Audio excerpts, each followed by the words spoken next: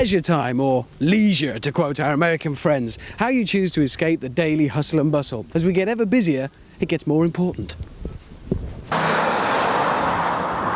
And as we get ever busier, it becomes more important to find a way to relax, to chill out, to stand somewhere nice on a sunny day, just to take it easy, really.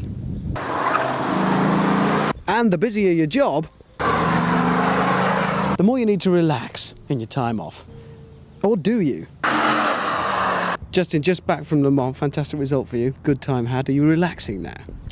Actually, yeah, believe it or not, standing here talking to you, it's actually been a crazy month since then. Le Mans is a very mentally and physically demanding race. But when you win something like that, you're obviously on top of the world. So since then, I have been relaxing. I mean, I haven't actually done another race. I haven't done any testing, but I've done a lot of PR activities, which can be a lot of fun. And here we are, obviously at Thruxton, and I get given a Viper to drive around and take people for a play, and that's not really a hard job, is it? How long does it take to come down from something like that? You've put in all that effort. You finished the race as you did, very well, high as a kite. How long are you still buzzing for?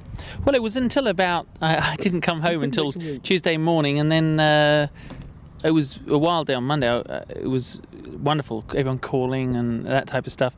I got home Tuesday morning, and guess what the first piece of mail was? It was a tax demand. I was just sort of like, you know what? The whole thing went buzzing out. But it was... it's been pretty much a high since then. This is a true road car. I mean, a true GT car. So the racing car embodies all the spirit of that. It's just wilder. I mean, we have over 700 horsepower.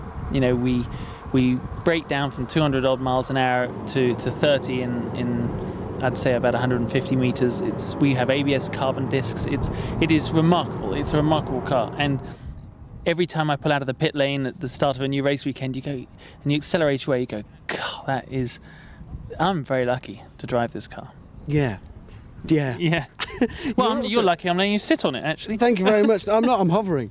I'm actually hovering on that. I mean, I think, as you can appreciate, when you get in the road car like this, there are very few cars where the racing thoroughbred car, if you like, the unique racing car has as much in common with the road car. And what you felt when I will drive you around will be that it's quite an amazing experience. Interestingly enough, you're also our only world champion driver at the moment. Yeah, I mean, obviously reigning world champion in cars. That'll last until October when someone else will take the title, because I'm not actually in a position to defend it this year, unfortunately. But yeah, it's a funny thing. You know, I won in Laguna Seca, the last race of the year, won the World Championship, and someone said to me, oh, it's only GT2. Well, you know what? That's the race we were in. That's the World Championship we were in. We went all around the world to do that. We beat a lot of brilliant teams to do that, and great drivers. And so, and Chrysler took it very seriously as well. So for me to win it was a major personal success. And I came back, and it was as though, I might as well have won a local darts competition. It was remarkable. But, you know, sport, in what I do, I've got to the top of the bit I'm in. So you have to feel happy with that. You just now got to get into the next field and try and be the big fish there. You have said that something like today you can relax. What do you do as a racing driver with something as intense and as demanding as that? What do you do to relax with your leisure time? I actually train quite hard. I enjoy tennis. I have a beautiful young wife. So there are many ways I can relax, actually. And I'm one of these people that doesn't get particularly wound up about things. I get a lot of stress and tension build up over a race weekend, but that expires, during the race. You have an amazing adrenaline high in a race, and you get rid of it.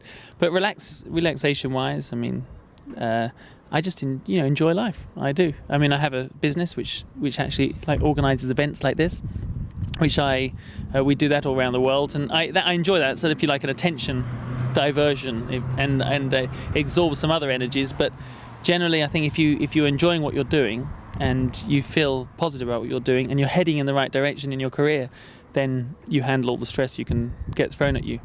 I think that's human nature. Nah.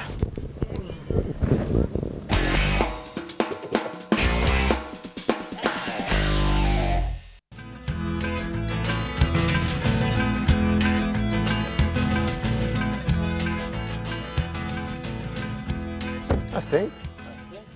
Nice car. Yeah, it's the Mitsubishi Charisma, but it's got the new GDI engine in. It's supposed to be really economical. Just thinking how to put it to the test. I suppose I need to go for a really long run. What's it like Land's End of John O'Groats? That'd be interesting. You up for it? Yeah. Just let me finish the point. Heads Land's End, tails John O'Groats. Heads it is. Land's End. Land's End, here we come. Reset the odometer.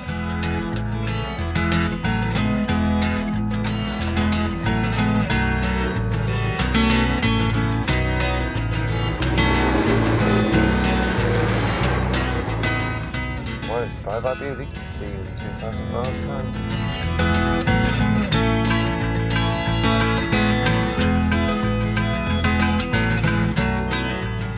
Heading west, it was interesting to muse on the promises made by Bob Allen from Mitsubishi about the car's new power plant. What does GDI stand for? GDI stands for gasoline direct injection, and it's a system that's been developed by Mitsubishi over the last 30 years, and it allows fuel to be injected direct into the cylinder of a petrol engine for the first time. That gives us major benefits. One, it gives us 20% fuel economy improvement. Two, it gives us a 10% power improvement. And three, and probably most important, it reduces emissions by 20%. Tell me why it's taken so long to develop it.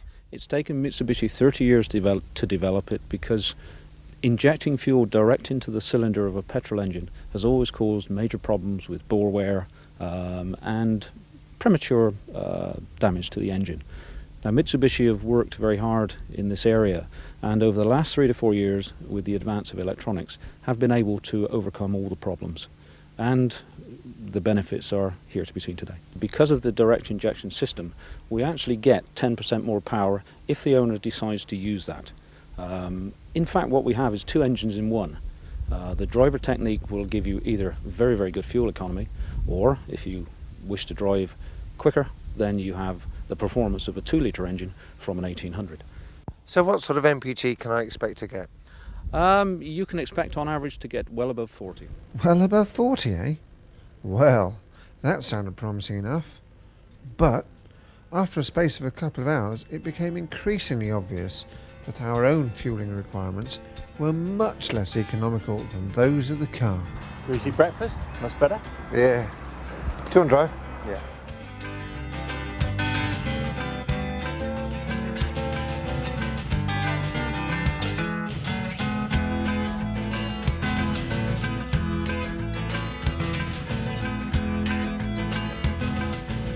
One of my main duties is actually meeting and greeting the many end-to-enders that do events throughout the year. Now, obviously, we're not the first people to do an end-to-end. It's been going on for quite a while, hasn't it? Tell me how long it's been going on. Well, our earliest records that we know of go back to about 1879. The first record that we know was an actual wheelbarrow push from end-to-end, from Land's End to John O'Groats. And these books are records of people who've done it, are they? Yes, these books are actually from the John O'Groats end. These go back to, as I say, the first one in 1879 and a little bit before that. And they're a good record of all the end-to-ends for whatever reasons and by whatever means. Tell me some of the eccentricities you've seen here. Right, well, we've had a gentleman do it on a bar stool, a motorised bar stool from end to end, actually dressed as Pudsey Bear. There was a gentleman who was going to try and do it on a steamroller.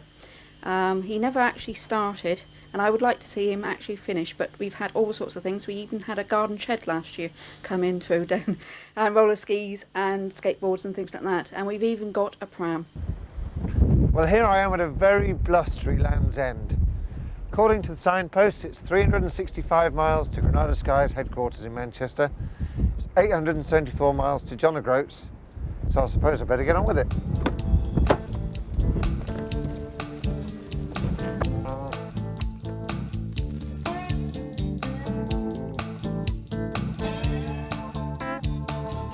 It's a great feeling setting out on a long journey, and the feeling of excitement and adventure was there in abundance as we headed north, aiming to stop that night at Morecambe. The Charisma seemed well suited to the long journey, being an effortless cruiser, unnaturally quiet and smooth, and pleasingly frugal. Meanwhile, the Cellnet Traffic Master system we were also trying out seemed strangely unnecessary, as by the end of the first day we'd travelled over 650 miles without seeing any traffic at all.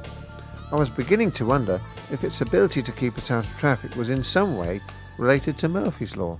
For food and rest breaks, we were using a new guide and took the opportunity to talk to its compiler, William Pidsley. He was on the way up to a birthday party up in Nottingham. He was travelling up from Devon with Mum, and they decided that they wanted to pull off for a pub lunch because they weren't in any particular hurry for once in their lives, and it took him about 3/4 of an hour to find a nice quiet country pub.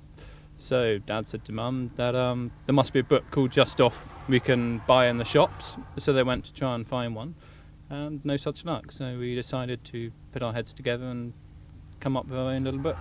It took about 4.5 months from Exeter to finish, right up at the top in Scotland, well, in Perth. And every entry you've been to? Every single one. Some I stayed in longer than others, such as pubs and things, but that's understandable, I suppose. And eventually we rolled into Morecambe on a wet Wednesday evening and set about trying to find fish and chips and somewhere to stay for the night.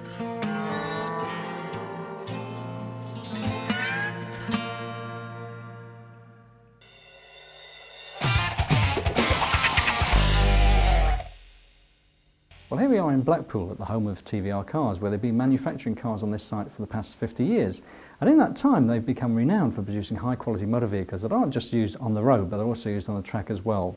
I have with me Ben Samuelson, who's going to tell me a little bit about what TVR have done in the last 50 years. And obviously, Ben, it's a major achievement for a British car company to actually start making its own engines, which I suppose is the most recent innovation of TVR. But what other things have TVR done that have been unique to TVR? The formula hasn't really changed. There is a TVR formula, and you can go back to the very early cars and you can look at a Cerber or indeed a Speed 12, and it's the same.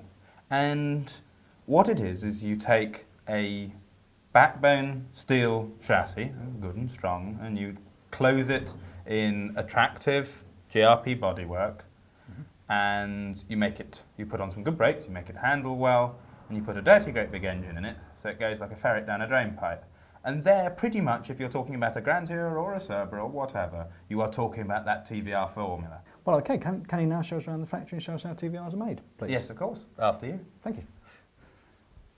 And here we are in TVR's engineering workshops, where they're building engines at the moment for the new models they've got coming out. Now, Ben, obviously not all the engines for TVRs are built in this workshop. Which engines are actually built here and which aren't? Some of the engines, mainly the Rover-based ones, are produced at TVR Power, which is in Coventry, just down the road from Land Rover.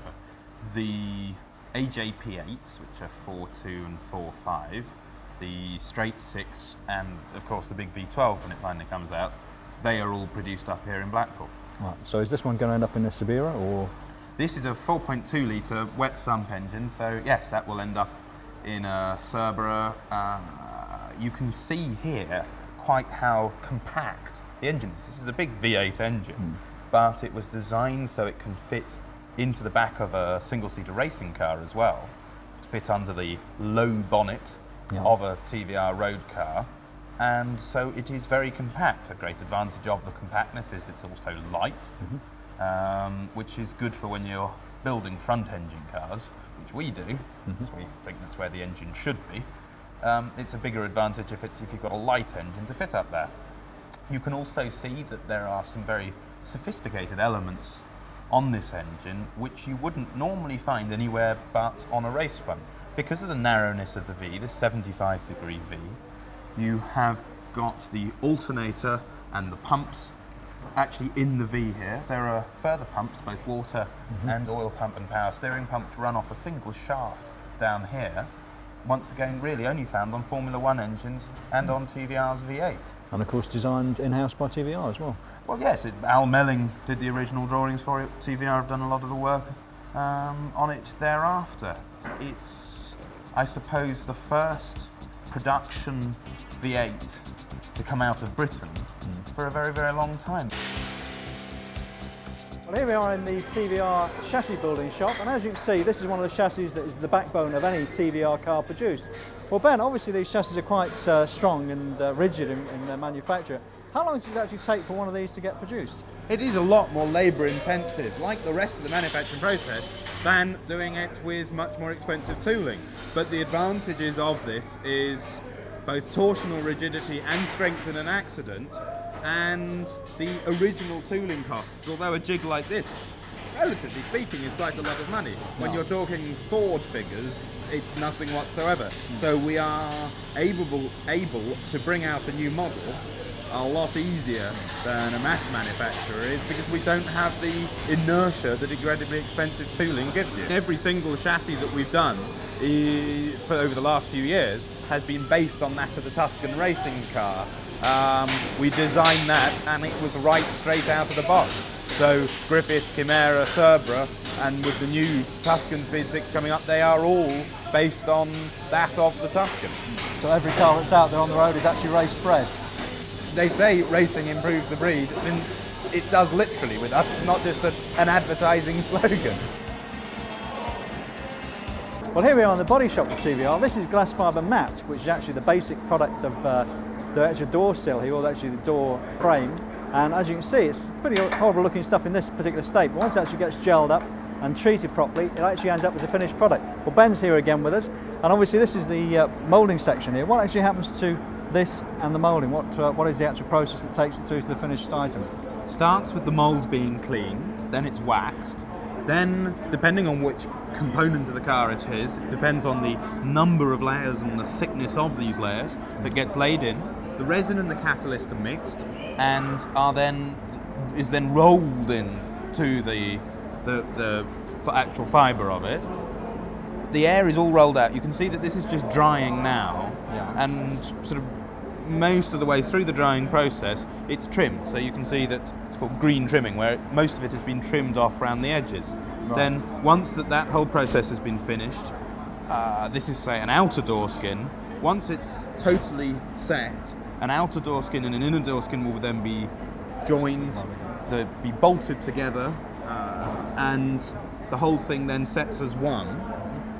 Once that is done, although it looks pretty much finished, it then still needs to be baked at a very high temperature, right, which is where the big advantages have come in the technology of glass fibre over the last few years, is that it can be baked at a much higher temperature and the whole thing lasts better. Well, we've now come outside into the quiet and the peace that is outside that noisy factory unit. This is an almost finished body shell. As you can see, it's a rather unusual colour at the moment. But obviously this shell actually isn't finished yet, Ben. What do we need to do to get it finished? This body is straight out of the moulds, and all that has happened to it so far is it's been trimmed. So the seams between the different parts of the moulds have just been cut down. What has to happen after this is these areas where you've got these dips where the seams were need to be filled and sanded, and then the whole body, this nice clear gel shiny coat, which looks like it'd be great to put the paint straight onto. Unfortunately, the paint wouldn't key, so the whole body also needs to be sanded down. So that's part of this very labour-intensive process of creating a TVR body. It's about 250 man-hours up to paint. So before paint, it's 250 man-hours. Well, here we are in TVR's paint shop, and as you can see, wonderful colours around here, and almost any colour you want under the sun is available. That's provided they make it in the first place. But let's just find out how far down the production process we actually are. We're just past halfway here. Depending on which colour of car, depends on how many coats of paint it needs. Right. And then from here, the cars go straight to the production line where they get finally built up. So they get pushed in as a body with chassis attached underneath into the main assembly area where they get their wheels, and as they go around, and eventually they're driven off the other end. Here we are in the actual final production process of the Sibera line, and as you can see, most of these cars are almost finished now. They just need a few more finishing details before they actually roll off to their satisfied customers, hopefully somewhere in the UK. This car actually behind us is actually destined for a much further afield than that. It's actually going to Japan, would you believe? But that's another story. Well, Ben, obviously these cars are now almost finished, and some nearly 450 hours into each car. So that's an awful lot of man hours, an awful lot of time. On a Cerbera, it's even more than 450. So right. Yes, it does people do like to come to the factory, even from as far afield as Japan, to see their own cars being built, because you really get a sense of what goes into your car. You can say, this is it. This is Mr. Nakagawa's car, and it is in the colour of green that he wants, with the leather interior that he wants, etc., etc. He comes along and he says, he sees all the people that are working on it and all the work that has gone into it through the different processes. And if there is ever a sense of really getting value for money, when you see how many hours goes into this, we aren't charging enough for this car. We keep talking about TVR and motorsport. Most motorsport enthusiasts will tell you that the TVR Tuscan Championship has been the backbone of British club motor racing since about 1989. This is one of the cars you see in front of us here, and obviously it's a very compact looking car, but the very fact that it's actually raced means that the general public will actually see the car up and down the country through race meetings, but also, not only is the car racing, it's also being used as a test bed for future developments for TVR. So what sort of things have come out of the race series that have actually gone into road cars, Ben? Well, it's the same before. Every Griffith, Chimera, Cerbera chassis is based on that of the Tuscan. We tried out the AJP8 engine in Tuscans for 2 years before it found its way into a road car. We've tried out gearboxes, differentials, a large number of things are actually experimented with on the racetrack. I mean, what better way of proving whether an engine is strong or not than giving it to the 40 thugs to try and explode every other weekend? And if they can't blow it up, then it should be all right. Well, you've seen how TVR cars are produced now and exactly what happens in the production line here at TVR Cars, including the actual production of the engines. The car behind me is something special. I call it the Darth Vader car because it's the sort of car that looks a bit science fictionist, and you can see from the front here, it's not the sort of car you want to see in your rear view mirror. The output of the engine in this car gives you around 800 bhp, and that's a fearsome amount of muscle car. And this is, of course, the famous Speed 12 that was launched at the motor show. We should be seeing it sometime in the future at Le Mans, hopefully, and it certainly will be a force to be reckoned with in GT sports car racing, when in fact the engine will have to be tuned down in order to meet the regulations for that particular formula. But this is the car of the future. It's the TVR Speed 12.